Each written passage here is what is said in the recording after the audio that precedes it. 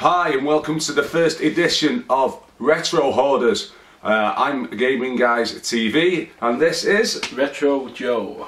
And today we're starting a brand new, you could call it a mini documentary, slash let's get into people's lives and wreck them. So Joe's nominated himself, and Joe also works for GTV, so this is actually a demo run. But he's nominating himself to be the first person that drags out all his collection of gaming memorabilia and consoles and games, and has to go through them and split up between what he's going to keep and what he's going to get rid of. Now, do you want to tell us the reason why you chose yourself, Joe? Yeah, the reason is my back room. You will see by the screenshots. Honestly, it is. We'll copy you in on them. It's a mess. I want to basically transition myself back from a collector hoarder into a player. Like, I had this dream of having the best, well, not the best, a brilliant, gaming room. Like you see on Twitter, so many fantastic ones. Like also neat. They all have lovely cupboards, all neatly stacked and dusted. Yeah, and like a man cave, I think this called some of them. But in our century that we're in, we can't call it man cave anymore because we've got to think about the lady gamers and stuff like that. All those, shout out to the lady gamers out there. So yeah, gamer cave we call it from now on. That's the proper name, gamer cave. So if you use man cave, you're sexist. Yeah. So yeah, basically, if you can see behind us, all this what I've accumulated over the years. How many years would you say it's been? Well, when I started my Twitter career, let's say. It was 2 years ago. Before that, I went through the loft and I found all my SNES stuff. Well, we'll be showing you that later. And then when I joined Twitter, I basically realised that because as a kid growing up, I was a SNES kid, a Nintendo kid. It was like fuck you Sega, or whatever. Yeah. And as I got older, it's like I've missed out on all these games. And when I saw the pictures of all the consoles out. And all on the shelving and stuff, I thought, I want a room like that. Yeah. And basically I went out and collected all these from various events and charity shops. I'm sort of a charity shop gamer, so half of the stuff you see behind us I got very cheap, and because it was so cheap and so, at the time 2 years ago, it was quite easy to get hold of stuff like this. Yeah. But now as the years gone on, 2 years, retro's coming back, it's harder to collect and stuff, and I can't even fit them on the shelf, do you know what I mean? If I were to go in and do my gaming room up and had shelves, not even half of that will fit on all the shelves. So basically what I want to do is transition myself back from a hoarder collector back to a gamer. Yeah, because if you've not got the space, I mean, granted, those that have got virtually every console, they've obviously got the space, they've probably got the money, they've probably got rich parents, or they're rich themselves as parents, or they're not even parents, they're just rich. They obviously have bigger rooms, especially over in America, for example. The houses can be bigger. Even have basements. Or basements, or massive bedrooms. I mean, you could do it either way, but clearly in the UK and places like obviously Japan, it's just no go, isn't it? Yeah. I mean, I know in Japan, for example, they have LAN cafes because literally there isn't the room to put computers in their houses, so they actually all game outside of the house, which, I mean, you probably heard about the guy who died after doing a 3-day stint. Another one which was horrible. Recently as well. Did they? Yeah. So obviously, it can't suit everybody if you've not got the space. So what we're going to do today is we're going to go through your equipment, and we're going to make you decide what you're keeping, and should I stay or should I go now, basically being the tagline here, and try and make it more amicable. And clearly, with that amount of stuff, you are not finding anything in a tiny room because it's all in boxes. There isn't even really the room for adequate shelving in your room, as we'll show you, or if we'll copy that in and we'll show you that. So let's get on. How much percentage-wise are we thinking you're going to lose today? Would you say? Are you going to pull out of any consoles fully? There's going to be some consoles going, yeah. Yeah, well, like so. You would, like, for example, you may not end up with a Mega System. a Mega Drive or a Master System, should I say, you may not end up with. I mean, I don't think it's going to be Nintendo from the talks we've had. I think you stick because that's your childhood past. Yeah. It's such a shame that a lot of gamers, when we was young, we came from quite poor backgrounds, and you know, we literally had to choose which side we was. It was a bit like the children of today are choosing between Xbox One and PlayStation 4. We've all been in that same situation, and that's why a lot of people do go back when they are adults, and even when the kids have grown up, and start revisiting all this, because a lot of it is stuff that we missed out on due to money and due to parents' rules, and that's the side of stuff, and just like go back and revisit all that stuff that we actually missed. The thing is with me, what I'm probably going to be doing is, like, for example, I've got 3 Mega Drives, I've got 3 GameCubes, I've got 3 Master that's Systems. over the top, isn't it? That's overkill. Yeah, and that's the thing with me when I go into these charity shops and I see like a Master System there, just sitting there for like a £5. Yeah. It's like, can I not, you know? Yeah, I understand. But I suppose what you need to do is that if you're going to do it as a turnover. Get your one system. And if you find one that's better than the one you've got, replace it and get rid of the old one. Don't just stick them all in a box. You see, I suppose that's the lesson to learn. That is the thing what I'm sort of trying to do now. Like, for example, if you look over here, you've got my complete in-box Master System that's never been played. It looks brand new, and I don't want it to be there. You know what I mean? To put on the shelf to look pretty. Yeah, you want it to be enjoyed. Yeah, I want it to be enjoyed, and I've got 3 Master Systems already. I've got Master System 2 and 2 Master System 1s and the box one. And it's like, I would be happy with just the consoles now. You know what I mean? I won't even be bothered about the complete in box. And obviously with Twitch now, you know, live streaming and being able to show off your older games, because you've taken to Twitch on Gaming Guys TV, which is our channel. Me and Joe run that as well. You're going to be able to access these games a lot easier, and they're going to be more visible rather than just buried. And you can get some of that stuff out there, and maybe even educate a few people, some of the kids, if they're interested in a lot of the retro games. So what we're going to do now is we're going to basically take these console by console. So we're going to take them into the kitchen, because this room is done until we've sorted everything out. And we're gonna make Joe basically pick what he's keeping and pick what he's getting rid of, whether that be an entire console and all its games, or just some of the games. And we'll see what pile we end up with at the end. And it is going to be hard for me to do this. I might be putting on a face, but it's a problem that's got to be resolved. If I want my gaming room to look nice and neat with the games I play and the games I remember, rather than just like 600 games I didn't even play as a kid, but I'd just seen it and thought, I've got to get it. It's cheap, I'll get it. Yeah. And I'll keep it, and then I can't get at it. There's even some like rare, really, really rare, good old games in there what are worth quite a lot of money, but I'm not ever going to play them because I'm scared of damaging the box or whatever. That's my collecting thing take over. I was never a collector growing up. I was always just a gamer, player. And I want to transition myself back into, I want to play Sonic 2 from the Mega Drive today. Go to my Sega drawer, pull it out, put it in, play. You know what I mean? Rather than just simplify gaming. Yeah. I'm turning myself into a player now.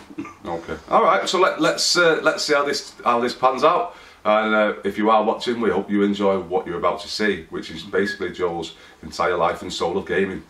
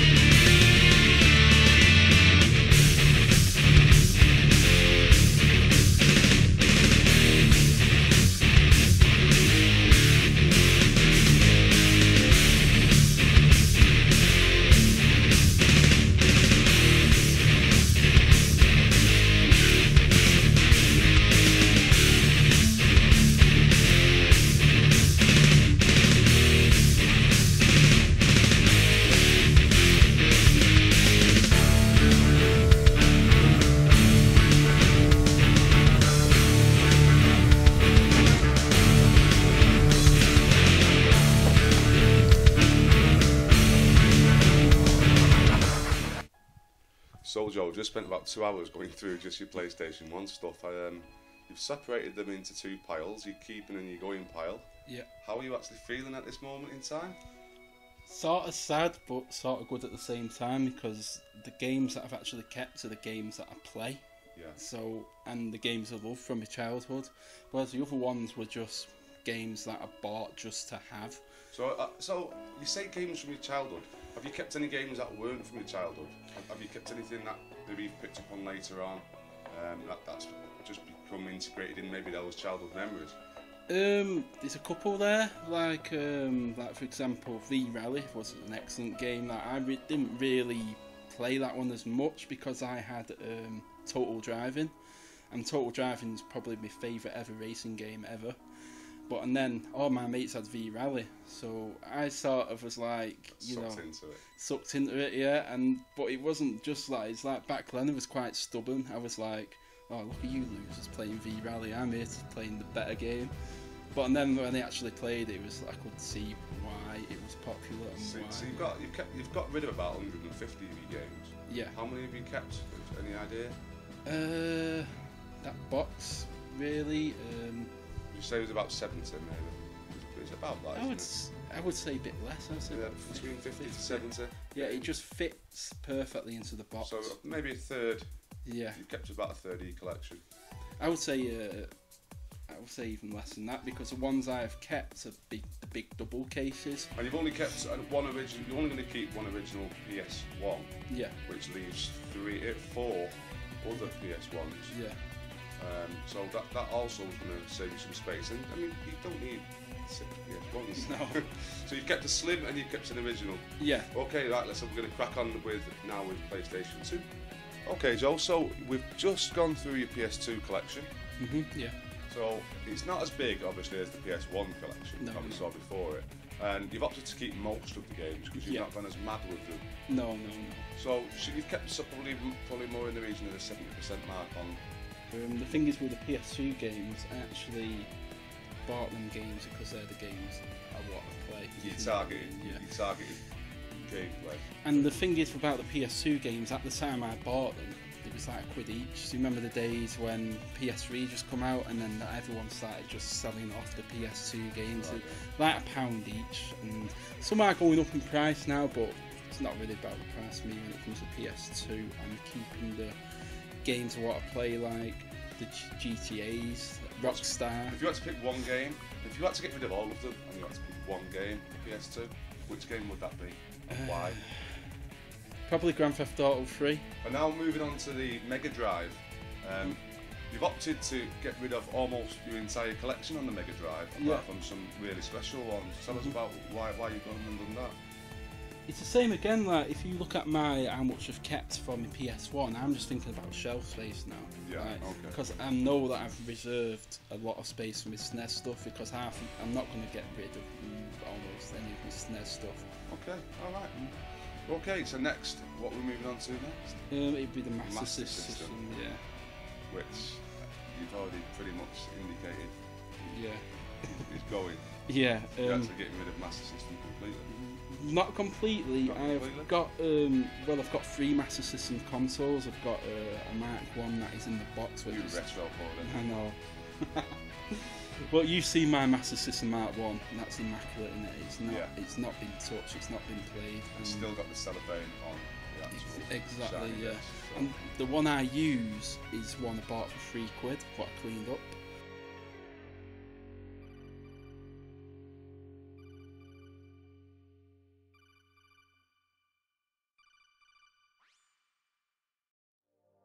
And it looks awesome. Like I cleaned it all up, and I've got more love for that one. And I've got the box one. So unfortunately, it's hard to do, but the box one probably going. Ooh, and retro bullet through the brain. I know, but it's all about the space in it and keeping the games that I want to keep. And the Master System Mark 2 probably going as well, but because it plays the same games, doesn't it? I don't have any card games. The thing is, with the Master System 1, you can play the card games from the earlier generation, but I don't have any of them. So what is So then we've been through a few more of your consoles. Starting with the GameCube. We put a little tweet out just to see which of the colours of the Game Boys, sorry, the GameCubes, most people would want, and it seemed to come back the indigo or blue. There's a lot saying blue, some saying purple. I think I'd say purple. Yeah. And you've opted to keep which colour? The chrome one. So you've gone for the silver. Yeah. Which somebody's saying is the Resident Evil 4 version. Yeah, I think it possibly was, but I didn't like at the time. I couldn't afford anything like that back then, so I didn't really take Not any. really researched it. No, I didn't really take any notice of the GameCube back then because I wanted one. So you're keeping one and getting rid of the two. So you're getting rid of the black and the purple versions. Yep. After that, we went into the Amstrad CPC 464. Yep. Another iconic one that I'd probably asked you to keep for me actually. Yeah. About 50 games. Yeah, about 50 games with that as well. Any reason you was getting rid of that? Why get rid of such an iconic PC? Any reason? Just space again? Space again, yeah. It is a long one. It's not really stackable on a shelf. No. Not a lot of shelves will fit it, to be fair. And it's one of them as well. I do have the transformer for it to plug into the TV, but I think it's one of them I've not really played that much either. So cut the losses. Cut the losses, give it to someone who's going to play it. Also with the GameCube games, basically I only bought a GameCube for Resident Evil and Zelda games, and that's what I kept, so they're the only ones I kept. Yeah. And then after we did that, you've opted to get rid of the Atari, which is the 7800 model. Is that the only Atari you've got? Yeah, that's the only one I've got. I did want the Woody originally, but when I saw it in a charity shop for the price I saw it, why not? You know, just grab it. Things, yeah. And I did try it out a few times, and I do like it, but it's not sort of like my era even. It's something I did want to keep, but it's one of them things again, like I'm sure someone else would. Plus you have actually got the Xbox original, which has the coin-ops stuff on it, so you can always use it as an emulator for that. There's a lot of them you're going to find on there. After that came the Sega Dreamcast, was it? Yeah, we've got the Dreamcast there, yeah. Got the Dreamcast out at the moment. We just did the Saturn before that, didn't we? Yeah, we did the Saturn. So what's happening with the Saturn? I love the Saturn. I just love the design of it, the small black console. It looks brilliant underneath my TV. When I bought my Saturn, that's where it stayed. It's not gone anywhere. So is that staying? The Saturn's staying. Saturn's staying. With a few games though, I've got rid of half of my games for it. The games I've kept are the obvious ones for the Saturn, like Sega Rally, Daytona Championship Edition, Manx TT. All the iconic games for the Saturn I've kept, like House of the Dead 2 and stuff like that. Right, and moving on into the Dreamcast, what's the plan with the Dreamcast? It's just get rid of it. So we've got two Dreamcast consoles. What's in the box on top, by the way? Yeah, Shenmue. Oh, Shenmue, you've got Shenmue. Yeah. Save Shenmue! And we've got a load of games for that as well. Quite run-of-the-mill stuff. 4 pads and the gun that goes with it, and they're all going. Yeah, it's the same thing again. Space, and I basically only played Shenmue on that game. I've more or less got every other game on there, apart from the tennis games, which I really do want to keep. And we've got a little device in front of the consoles. Do you want to explain what that is for the younger viewers? Yeah, that is a VGA memory card. It's actually a memory card with a little screen on it, and you can plug them back. You can see it plugs into your actual control pad. Right. It actually puts a screen on, and when you plug in a game, it will pop up LCD what game you're playing. So if I'm playing Shenmue, it pop up on there, Shenmue. So yeah, guys, it's been a long and sort of stressful day. It's had its ups and downs, but mainly it's downs. But what you see what's left, rather than just taking them all into the kitchen like I've normally done, it takes too much time. We're running out of time sort of, so I'll sort of like just briefly go over what is being kept now. None of my Nintendo stuff, my SNES and NES stuff are going. I think in the future when I put them on the shelves, and if this, like games that are staring me in the face that I know I won't play, I will get rid of them as well. Rock Band in the corner, that's going. So just takes up a lot of space. It was fun while we had it, the whole family playing it and stuff, but now I'm just on my own now, it's like not feasible to have. So yeah, someone else would enjoy that. Got me scope. Now, as much as I love it, I'm going to have to get rid of it because I don't hardly play it, and it's one of them things, like I'm saying now, I'm not a collector anymore as such, I'm just a player, so I can't really, you know, I don't really play it, so someone else would enjoy this as much as I have over the years.